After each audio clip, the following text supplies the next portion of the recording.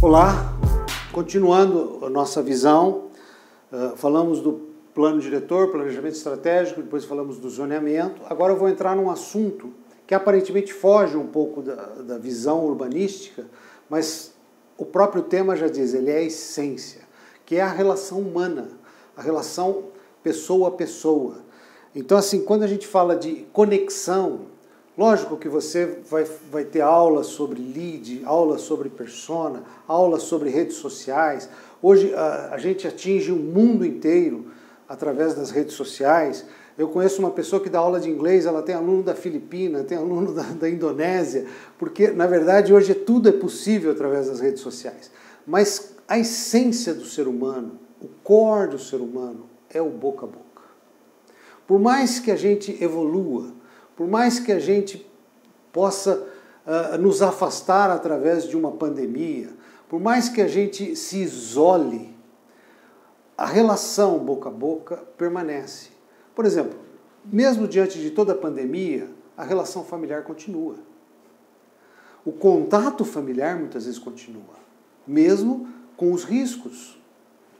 O contato de amigos, de clube, o contato de igreja, o contato das ONGs, do esporte, esses contatos pessoais continuam.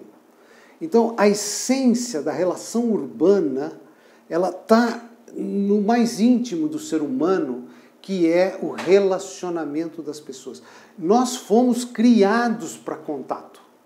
O ser humano não subsiste ao isolamento. Nós não fomos feitos para ser ermitão e nem para viver em monastérios.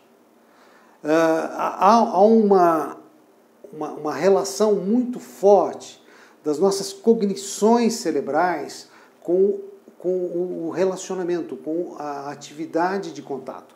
Eu até vou citar uma história aqui muito triste que aconteceu na humanidade para mostrar a nossa dependência física de relacionamento.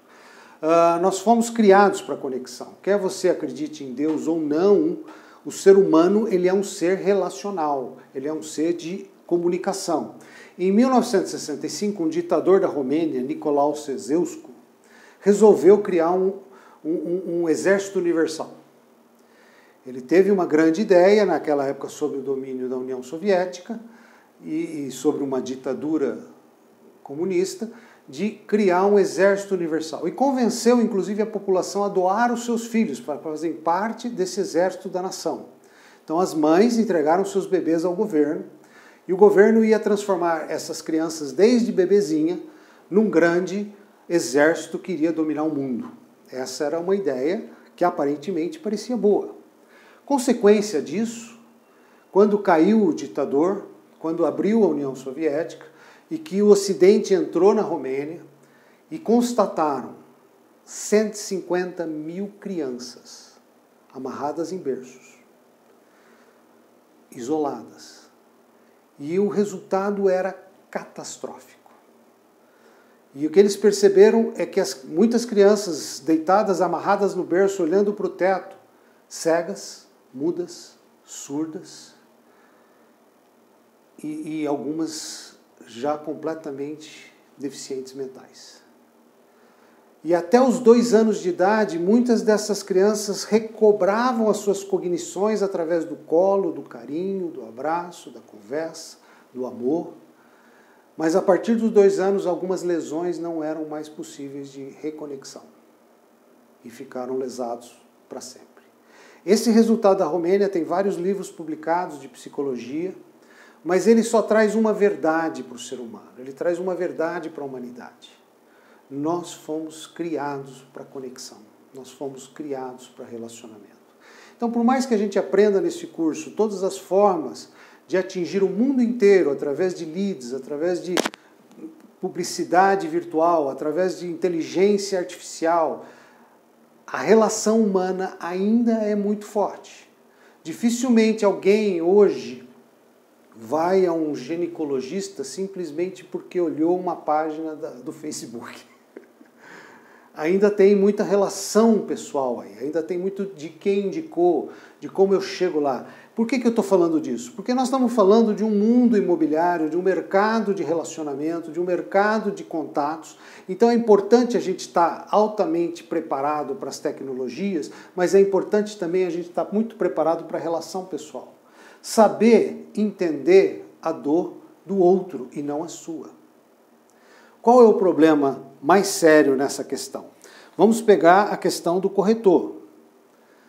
Quando ele tenta fazer uma venda, ele tem uma dívida e ele está necessitando daquela venda para poder sanear a sua dor.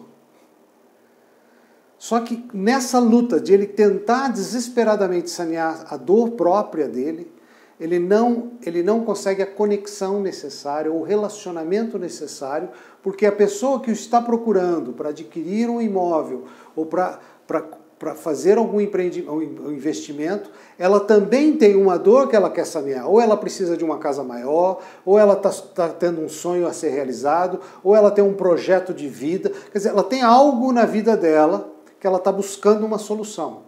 Então, se o corretor ele fica focado na própria dor dele e não na dor do outro, ele não vai conseguir realizar nem o problema dele e nem o problema do outro. Se ele tirar o foco de si próprio e olhar ao outro, ele vai, primeiro, oferecer muito menos produtos do que uma gama inteira de produtos que ele pudesse oferecer, porque ele sabe que as necessidades do outro não vão ser atendidas por uma infinidade de imóveis que ele pudesse mostrar, mas vai ser atendida por 2, 3 ou 4, ele vai ser muito cirúrgico, muito preciso e vai encontrar uma ressonância, uma empatia do outro lado, muito maior do que aquela necessidade ou angústia de fechar o negócio rapidamente. Então, assim, qual é a dor? Não é a sua dor, mas é a dor do outro. Por isso que eu coloco, da essência, não é o eu, mas a essência é o outro. Então, num relacionamento de vendas, não trata-se apenas de um lead, mas trata-se de quem está do outro lado do lead. Não se trata apenas da persona, mas se trata apenas de saber qual é a dor da pessoa do outro lado e como eu consigo sanear essa dor. E aí tem alguns fatores da nossa modernidade que eu acho muito importante. Hoje nós vivemos um tempo de visibilidade e de projeção muito forte. A vida virou um Big Brother. Você não esconde mais nada. Por mais que você tente esconder, alguém acha na nuvem. Não tem mais jeito de você se colocar atrás da moita, como Adão fez quando ouviu a voz de Deus. Como se Deus não o visse. Hoje, você sai de casa e numa cidade urbana, você é filmado em média 15 vezes por dia.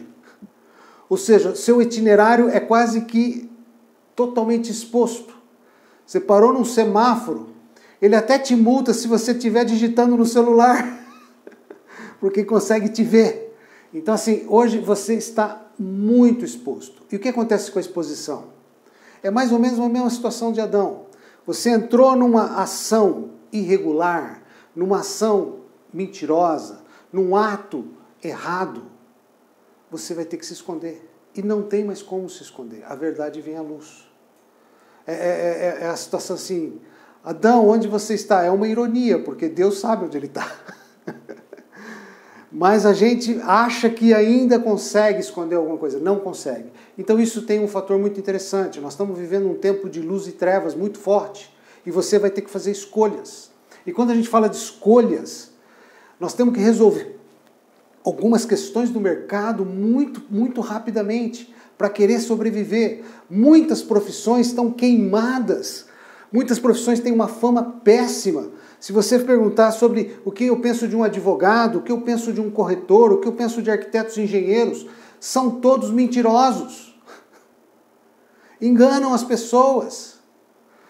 Eu lembro, na época do Alphaville, eu fiz uma pesquisa e tinha 90% dos moradores de Alphaville insatisfeitos com seus engenheiros e arquitetos, porque mentiram muito, enganaram, desviaram verbas. Então, assim, não dá mais para viver nessa ambiguidade. Você escolhe um lado e você vai evidentemente ser conhecido por esse lado. Falar mentiras destrói a confiança. Então, lembra quando eu falei que você entender a dor do outro? Se você for tentar resolver a sua dor, você vai ter que mentir para persuadir o outro, para tentar enganar o outro. Você não vai fazer um bom negócio, você vai ter um rompimento, você vai ter uma quebra de credibilidade. A palavra aliança é uma palavra de credibilidade, de pacto. A origem dela é pacto de sangue, é pacto de vida ou morte. Antigamente se falava muito do fio do bigode. E é interessante porque, apesar de se falar tanto de fake news, na verdade existe a fake e a verdadeira. E hoje as coisas não se escondem mais. Antes a gente não tinha essa dupla opção. Nós só tínhamos uma, que não sabíamos nem se era verdadeira ou se era falsa, e era a que a gente digeria. Agora nós temos essa opção. Então essa mídia está trazendo uma inversão de valores, e essa inversão de valores ou ela toma um rumo ou ela toma outro. Aquela coisa de mentir, uma mentirinha é bom, contar uma inverdade é bom, não dá mais, ela vai ser descoberta. Então as pessoas vão ter que decidir o que eu quero fazer. Lógico, eu particularmente, aí eu posso falar da minha vida pessoal, decido ser fiel. E por decidir ser fiel, eu não tenho problema nenhum. Não preciso esconder, não preciso de senha, não preciso de ficar inventando desculpas. Eu estou tranquilo. Então, não, mas uma puladinha de cerca não faz mal a ninguém. Essa é uma inversão de valores. E nós temos que resgatar a imagem do corretor, nós temos que resgatar a imagem do advogado, nós temos que resgatar a imagem do arquiteto, do engenheiro, porque a sociedade não vai mais digerir esse tipo de profissional. Ele está chegando num limiar. Ou ele vai ser famoso por ser o cabra mais safado do mundo, ou ele vai ser famoso por ser o cara mais correto do mundo. Então a vida se tornou um Big Brother e não dá mais para se esconder. Nós temos que tomar uma decisão de vida. E não adianta você trabalhar para uma imobiliária e sempre estar ali com o olho no que o patrão está ganhando e achar um jeitinho de ganhar algo por fora. Para! Você não permanece nesse lugar. Eu conheci um rapaz, chama Ed Silvoso. Ele, há muitos anos atrás, ele trabalhava num hotel na Argentina. E aí, nesse hotel da Argentina, o chefe deu uma ordem para ele, naquela época, o telefone era muito caro, que quando viesse um hóspede americano, ele cobrasse a tarifa de interurbano 10 vezes mais do que o preço normal.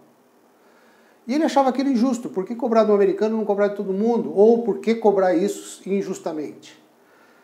Mas era uma ordem do chefe. E aí, um dia veio um americano e, para fechar a conta, ele não teve coragem de cobrar 10 vezes mais o valor da tarifa de telefone. Aí ele cobrou o valor normal. Quando a secretária do chefe viu isso, que também já era amaziada com o chefe, chegou para ele e falou: você está frito, você vai ser mandado embora.